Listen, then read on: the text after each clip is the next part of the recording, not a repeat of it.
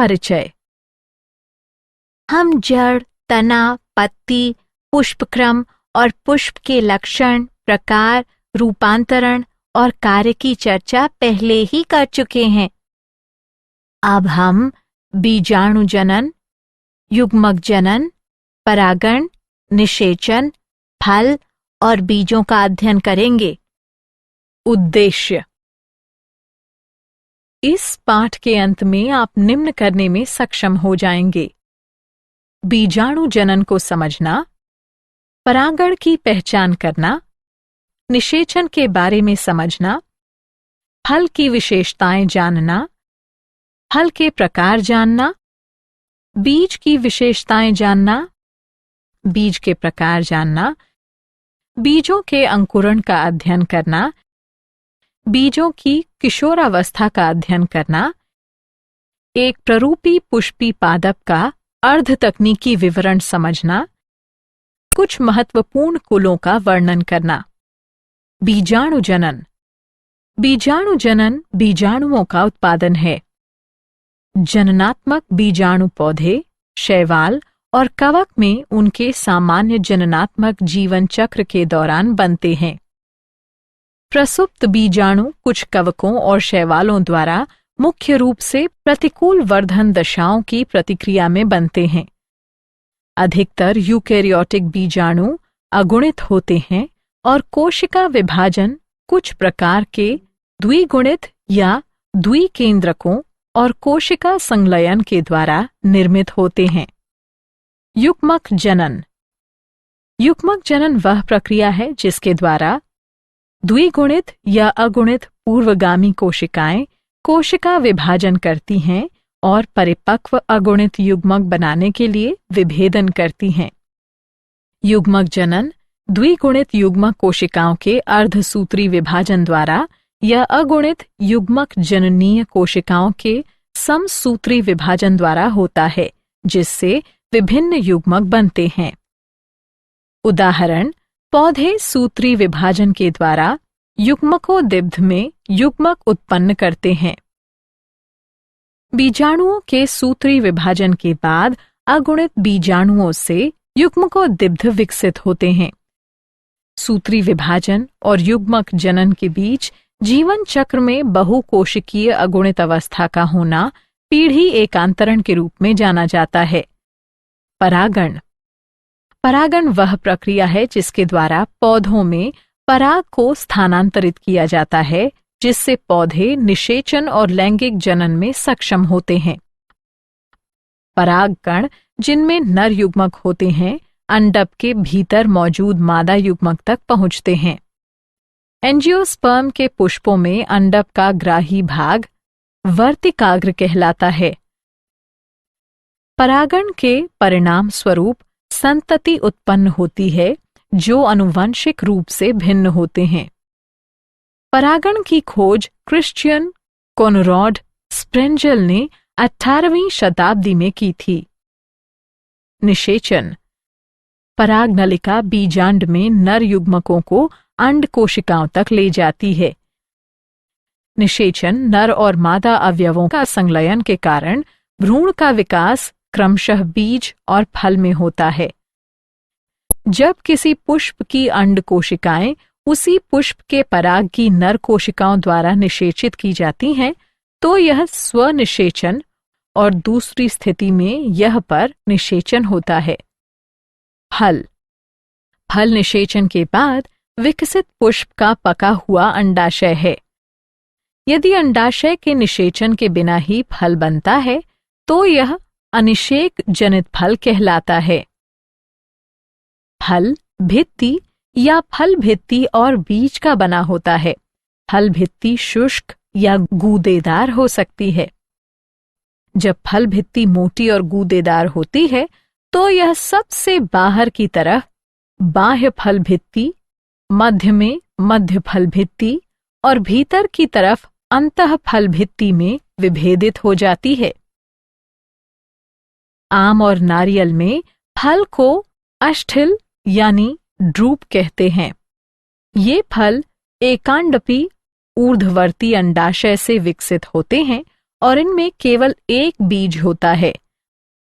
आम में फल भित्ति बाहरी पतली बाह्य फल भित्ति, मध्य गूदेदार, खाने योग्य मध्य फल भित्ति और भीतरी पथरीली कठोर अंतः फल भित्ति में सुस्पष्ट रूप से विभेदित होती है। नारियल में जो एक अष्ठिल फल भी है, मध्य फल भित्ति तंतुमयी होती है। फलों के प्रकार। फल 3 प्रकार के होते हैं: एकल फल, पुंज फल, संग्रथित फल। एकल फल, फल जो एकांडपी या बहुअंडपी युक्तांडपी से विकसित होते हैं। उदाहरण मटर।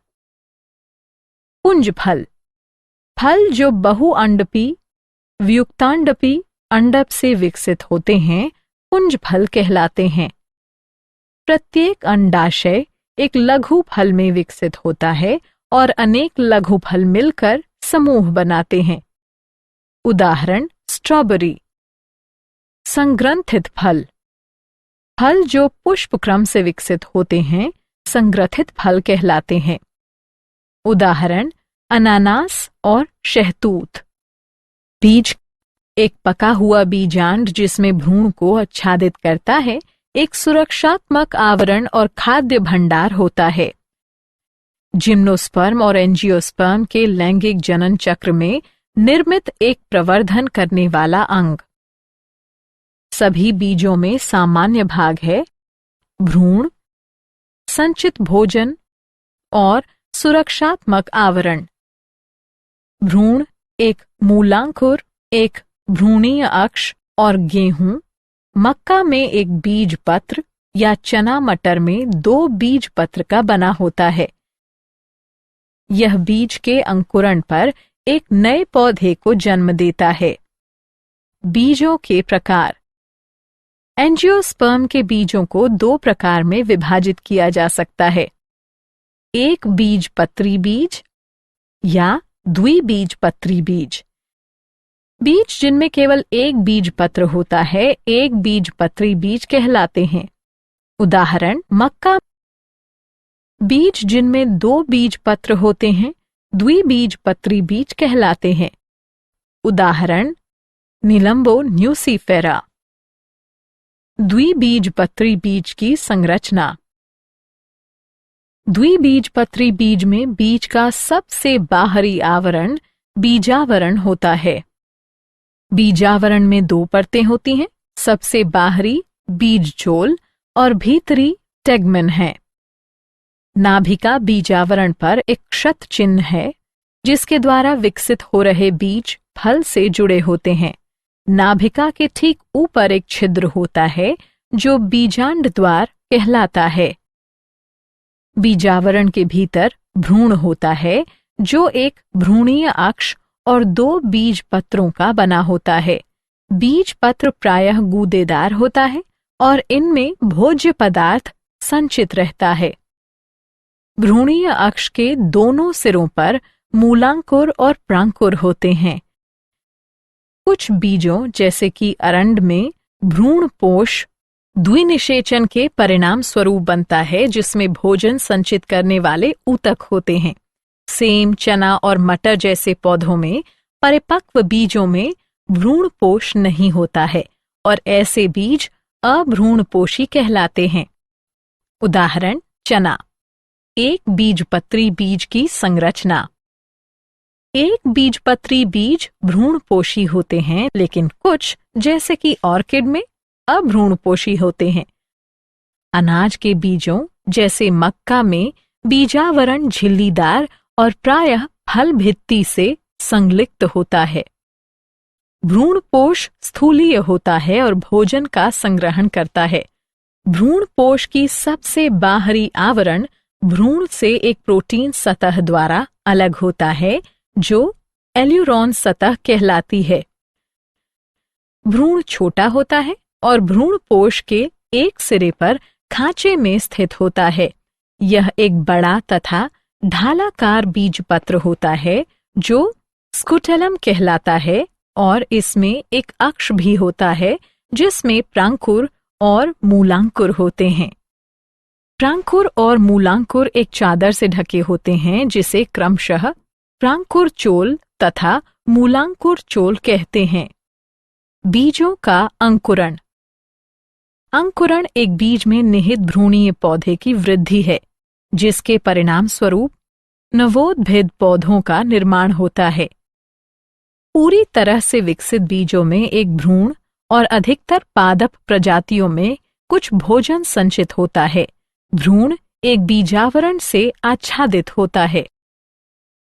बीजाणु से निवोद्भिद पौधे की वृद्धि, जैसे कि कवक बीजाणुओं से हाइफी कवक सूत्र की वृद्धि भी अंकुरण है। कुछ महत्वपूर्ण कुलों का विवरण। फाबेसी। यह कुल पहले पेपिलियोनोइडी कहलाता था। यह लेग्यूमिनोसी कुल का उपकुल है। यह सारे विश्व में पाई जाती है। वर्गीकृत स्थान। जगत वनस्पति जगत। उपजगत फनेरोगेम्स। प्रभाग द्विबीजपत्री। वर्ग पॉलीपेटली। श्रेणी कैलिसिफ्लोरी। गण रोजेल्स। कुल लेग्यूमिनोसी। उपकुल पेपिलियोनेसी। कुल फबेसी। कायिक अभिलक्षण। वृक्ष, झाड़ी, शाख, मूल ग्रंथियों सहित मूल। तना सीधा या आरोही।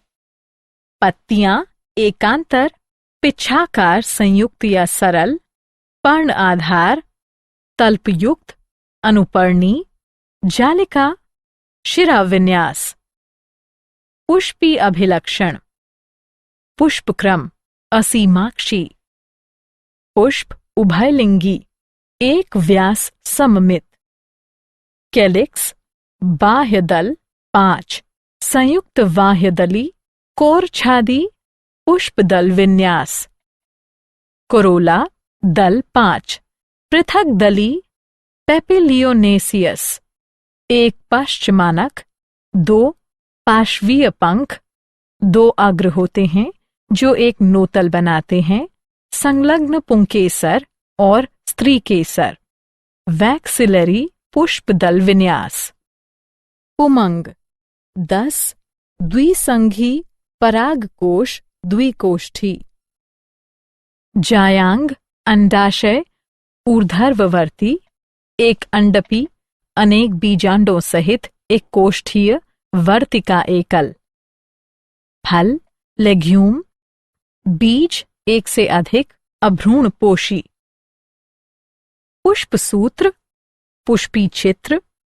आर्थिक महत्व। दालें। इस कुल से संबंधित अनेक पौधे दालों का स्रोत हैं।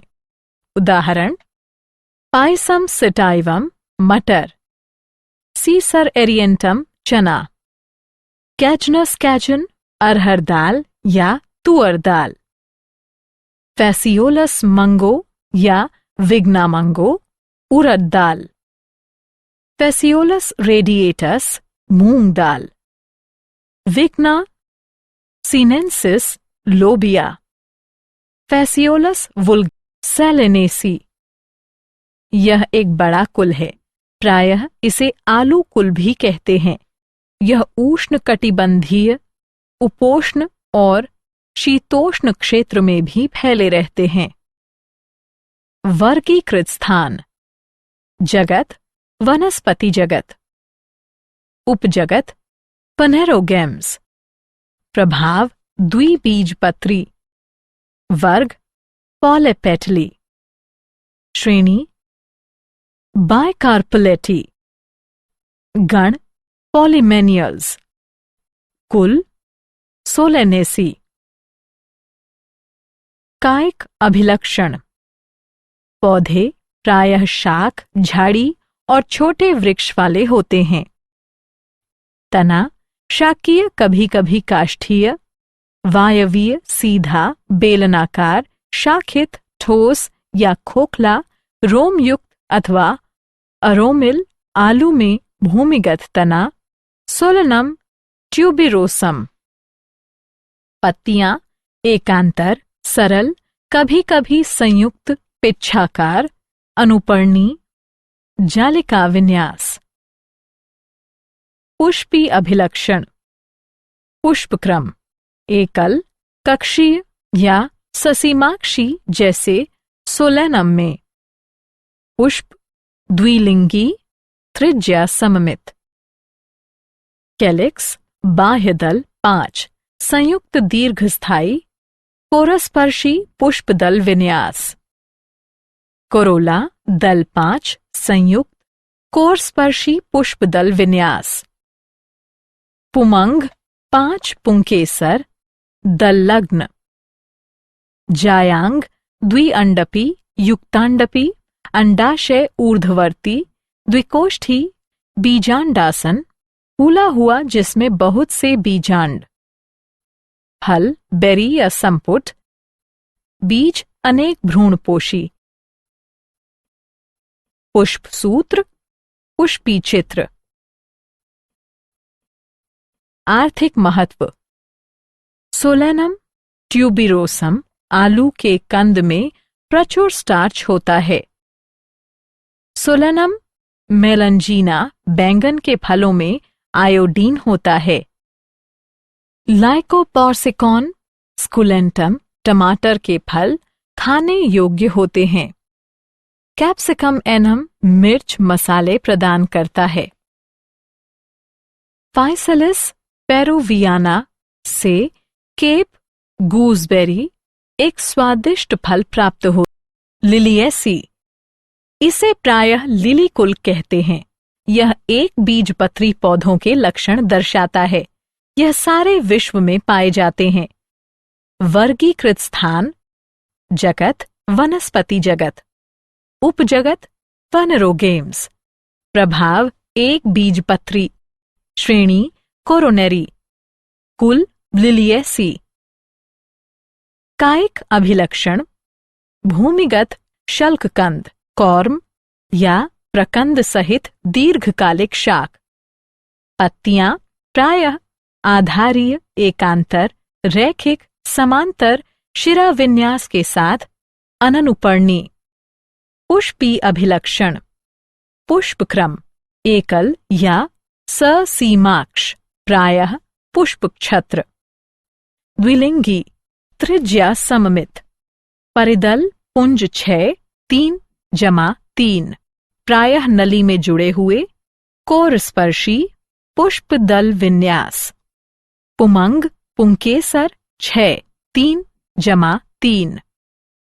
जायांग त्रिअंडपी, युक्तांडपी, अंडाशय ऊर्ध्ववर्ती, त्रिकोष्ठकी जिसमें अनेकों बीज, स्तंभीय बीजांडासन। फल संपुट, कभी कभी बेरी। बीज भ्रूणपोषीय। पुष्पसूत्र, पुष्पी चित्र। आर्थिक महत्व। इस कुल के अधिकांश पौधे अच्छे सजावटी पौधे हैं, जैसे Tulipa, Gloriosa, Lilium, Aloe, Ruscus, Asparagus, Yucca, Dracaena आदि। एलियम सीपा की पत्तियों के मांसल पत्ती आधार खाने योग्य होते हैं। एलियम सेविटम के शल्ककंद खाने योग्य होते हैं। स्माइलैक्स चाइना, स्माइलैक्स की जड़ों से सरसा पारीला निकाली जाती है, जिसका उपयोग त्वचा रोग में किया जाता है। कॉलेजकम ऑटोमनेल की कार्म से कॉल्चीसीन निकाली जाती है, जिसका उपयोग बहुगुणित को प्रेरित करने के लिए किया जाता है। एलोए से एलोइन निकाला जाता है, जिसका उपयोग त्वचा रोगों में किया जाता है, जबकि एलोए वीरा जूस का उपयोग पाचन संबंधी विकारों में किया जाता है। क्या आप जानते हैं? नारियल, सिंघाड़ा, मूंगफली, सुपारी, पाइन नट असत्य नट के उदाहरण हैं। कुछ कुकुरीबिट के कड़वे स्वाद का कारण ट्रीटीपिनेज की उपस्थिति है। लोडोएसिया मल्डीविका सबसे बड़ा फल और सबसे बड़ा बीज है। ऑर्किड के बीज सूक्ष्म, शुष्क और रेत के कणों से हल्के होते हैं। सारांश। आइए हमने जो कुछ सीखा है उसे संक्षेप में दोहराएं। निषेचन के पश्चात अंडाशय फल में और बीजांड बीज में बदल जाते हैं। बीज या तो एक बीजपत्री या द्विबीजपत्री हो सकते हैं। वे आकार, माप और जीवन क्षमता की अवधि में भिन्न होते हैं। पुष्पी अभिलक्षण पुष्पी पादपों का वर्गीकरण और पहचान का आधार बनाते हैं। इसे कुलों के अर्ध तकनीकी विवरण के द्वारा स्पष्ट किया जा सकता है। वैज्ञानिक शब्दों का उपयोग करके पुष्पी पादप का एक निश्चित अनुक्रम में वर्णन किया जाता है। पुष्प अभिलक्षण को पुष्पी चित्रों और पुष्प सूत्र के रूप में संक्षिप्त रूप में दर्शाया जाता है।